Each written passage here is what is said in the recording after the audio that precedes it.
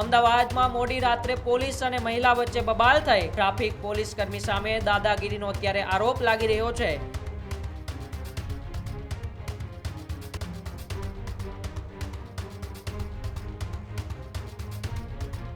તેમને રોકવામાં આવે છે ને ત્યારે રકઝક થાય છે, બોલાચાલી થાય છે। ત્યારે યુવતીએ પોલીસ અધિકારી પાસે પોતાનું આઈ કાર્ડ માગે છે। આઈ કાર્ડ આપતા જ આઈ કાર્ડ નીચે પડી જતા એ ગુસ્સે ભરાય છે પોલીસ અધિકારી, અને પોલીસ અધિકારી એ હદ સુધી જાય છે કે મહિલાને લાફો ઝીકી દે। અમદાવાદ પોલીસના તેમને વખાણ પણ કર્યા હતા। વખાણી ખીચડી દાઢે ચોટીએ તેવા દ્રશ્યો ત્યારે સામે આવ્યા છે।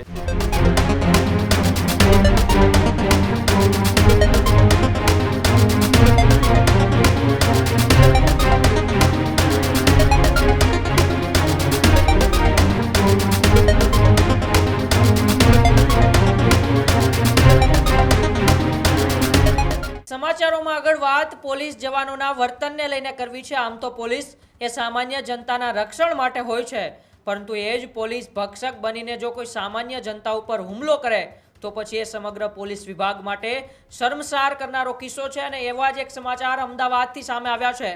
અમદાવાદમાં મોડી રાત્રે પોલીસ અને મહિલા વચ્ચે બબાલ થઈ।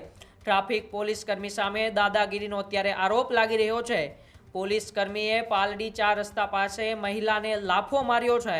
પોલીસનું આઈડી કાર્ડ નીચે પડી જતા નજીવી બાબતે પોલીસ કર્મીએ લાફાવાડી કરી છે। અમદાવાદમાં પોલીસ કર્મીએ મહિલાને લાફો મારતા જે મહિલા હતી તેમને આંખના ભાગે અને કાનના ભાગે ઈજા થઈ હતી અને લોહી પણ નીકળ્યું હતું। તો મહિલાએ પોલીસ કર્મી સામે પાલડી પોલીસ મથકે ફરિયાદ નોંધાવવા પહોંચી હતી। ત્યાં મહિલા પીઆઈએ ક્રોસ ફરિયાદનું કહી ધમકાવી તે મહિલાને ત્યાંથી કાઢી મૂકી હતી। તો પોલીસે મહિલાને ફરિયાદ અને અરજી ન લેતા હવે સમગ્ર મામલો ગરમાયો છે। વિડીયો બહાર આવ્યો સોશિયલ મીડિયામાં। જ્યારે આ વિડીયો ફરતો થયો ત્યારબાદ હવે પોલીસે તપાસના આદેશ આપ્યા છે, પરંતુ અત્યારે તો અમદાવાદના જે પાલડી વિસ્તારની અંદર આ ઘટના બની છે, તમે ટીવી સ્ક્રીન ઉપર વિડીયો પણ જોઈ શકો છો। તેમાં એક ટ્રાફિક પોલીસ એ મહિલા ઉપર હાથ ઉપાડે છે, તેમને લાફો મારે છે। ન જેવી બાબત હતી, કારણ કે તેમનું આઈ કાર્ડ પડી જાય છે અને કે આઈ કાર્ડ ન ઉઠાવતા પોલીસ કર્મી આવું વર્તન કરે છે। પોલીસ કર્મીના વર્તન કેટલું શોભે છે તે પણ અત્યારે પોલીસ તંત્ર પર સવાલો ઊભા થઈ રહ્યા છે, કે કારણ કે આમ તો પોલીસ કર્મીઓ એ સામાન્ય જનતાના રક્ષણ માટે હોય છે, પરંતુ એ જ પોલીસ કર્મી જો આવી રીતના અને એ પણ એક મહિલા સાથે વર્તન કરે તો પછી હવે અનેક સવાલો અત્યારે પોલીસ તંત્ર પર પણ ઊભા થાય છે। કારણ કે અમદાવાદની અંદર ગઈકાલે રાત્રે પાલડીમાં ઘટના બની છે। મારી સાથે મારા સહયોગી કૃણાલ જોડાયા છે। કૃણાલ, ગઈકાલે પાલડી વિસ્તારની અંદરનો એક વિડીયો અત્યારે સામે આવ્યો છે। તે વિડીયોની અંદર એક પોલીસ કર્મી મહિલા ઉપર લાફાવાડી કરે છે।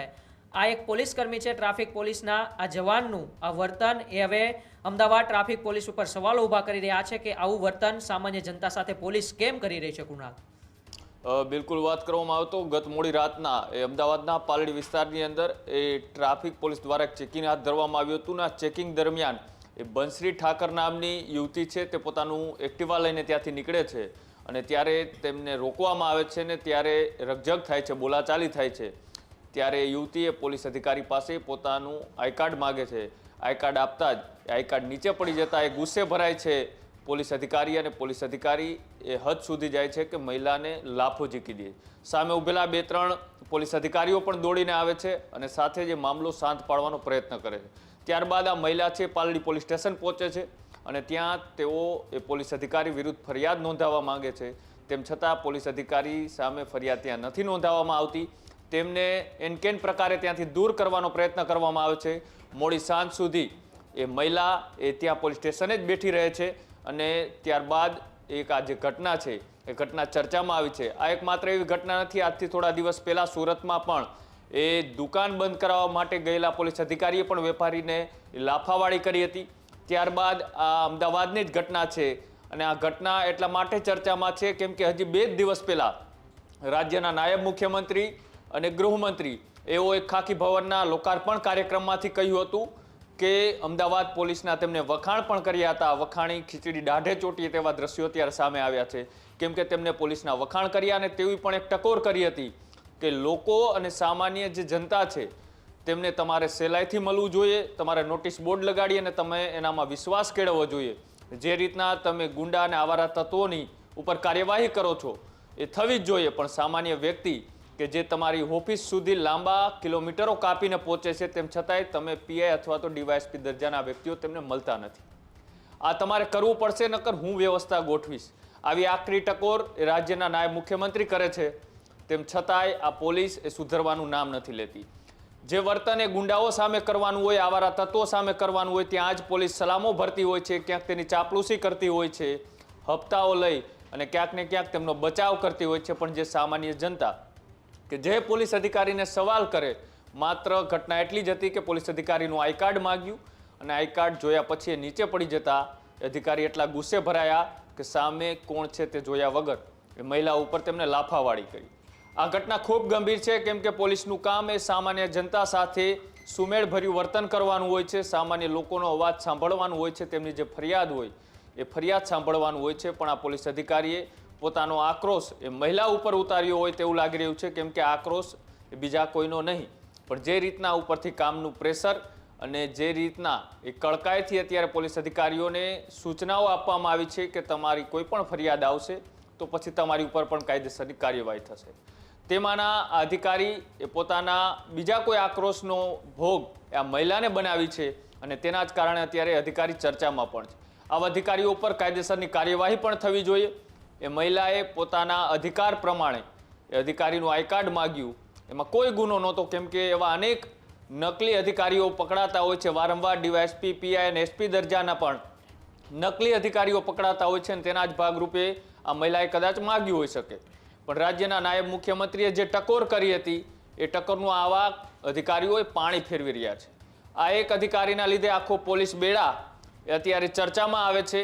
પોલીસ બેડાની જે છાપ છે એ પણ ખરાબ થતી હોય છે અને તેના જ કારણે હવે આવા અધિકારીઓ ઉપર ક્યારે કાર્યવાહી થાય છે એ જોવાનું છે.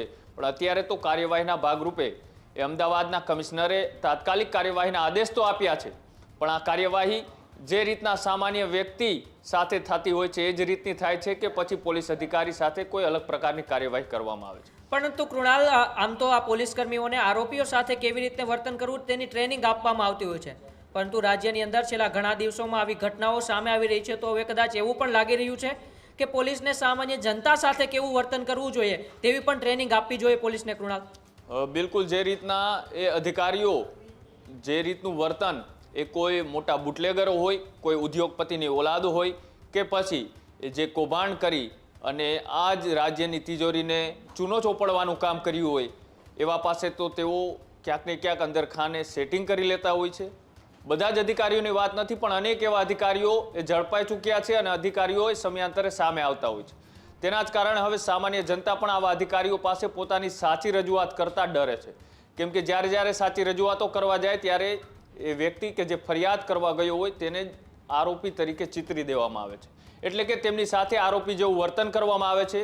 અને અત્યારનો આ જે કિસ્સો કે એમાં પણ એ મહિલાનો વાંક માત્ર એટલો જ કે મહિલાએ નીચેથી કાર્ડ ના ઉપાડ્યું અને એટલી જ વાતની અંદર એ અધિકારી ગુસ્સે ભરાય અને મહિલા ઉપર લાફાવાળી કરે છે. એટલે કે સામાન્ય જનતા પોલીસ અધિકારીઓ રોપ જમાવવાનો પ્રયત્ન કરે છે, કેમ કે બુટલેગરો કે પછી કોઈ બીજા આવારા તત્વો કે લુખ્ખા તત્વો હોય તેની સામે જે પ્રકારની કાર્યવાહી કરવાની તેમને ટેવ પડી ગઈ છે એ ટેવ હવે તે સામાન્ય વ્યક્તિ પણ કાંઈ કરે તો તેમની ઉપર પણ એ જ પ્રક્રિયા તેઓ લાગુ કરી રહ્યા છે. એ બંને વાતમાં ઘણો ડિફરન્સ છે, કેમ કે સામાન્ય વ્યક્તિ એ પોતાની વેદના અને પીડા માટે આવ્યું હોય છે અને કોઈ બીજો બુટલેગર કે આવારા તત્વ એ કોઈ આરોપી હોય છે, એટલે કે કાંઈક એવા કાંડ કરીને આવ્યો હોય છે. બંને સાથે અલગ પ્રકારનું વર્તન હોવું જોઈએ પોલીસનું. પોલીસનું કામ જ એ બધી જ ઘટનાઓની અંદર સરખી કાર્યવાહી નહીં પણ સાચી કાર્યવાહી કરવાનું હોય છે. અને અહીંયા જે રીતની અત્યારે આ દ્રશ્યો સર્જાયા છે, આ દ્રશ્યો બાદ હવે પોલીસ વિભાગ અને ખાસ કરીને રાજ્યના નાયબ મુખ્યમંત્રી શું આદેશ આપે છે એ પણ જોવાનું રહેશે. જી બિલકુલ, આભાર કૃણાલ જોડાવા બદલ.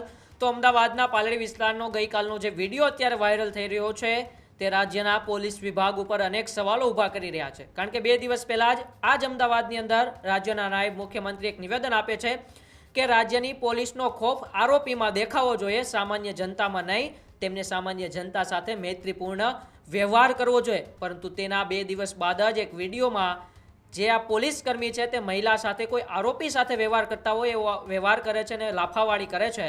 અને બાદમાં તે મહિલા જ્યારે પાલડી પોલીસ મથકે પહોંચે છે તો ત્યાંના પીઆઈ પણ તે મહિલાને ધમકાવે છે અને કહે છે કે ક્રોસ ફરિયાદ થશે તેવું કહીને ત્યાંથી એક અરજી લખાવીને રવાના કરે છે. પરંતુ એ વિડીયો જ્યારે સોશિયલ મીડિયામાં વાયરલ થાય છે ત્યારે હવે અમદાવાદ ટ્રાફિક પોલીસની આંખ ખુલે છે અને તપાસના આદેશ આપે છે. પરંતુ હવે જોવાનું તો એ રહ્યું છે કે આવા પોલીસ કર્મીઓ ઉપર ગુજરાત પોલીસ એક્શન લેશે કે નહીં.